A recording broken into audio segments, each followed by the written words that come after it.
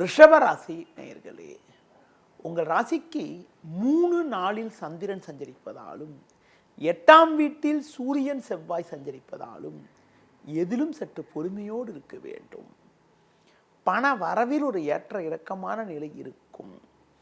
எந்த ஒரு விஷயத்திலும் சிந்தித்து செயல்பட வேண்டிய நாளாக இன்றைய நாள் இருக்கிறது.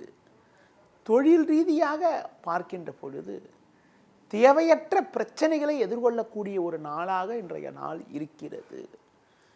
சிலருக்கு சட்ட சிக்கல்கள் ஏற்படலாம் என்பதால் தொழில் தொடர்பான கணக்கு வழக்குகளை சரியான முறையில் பராமரிப்பது நல்லது.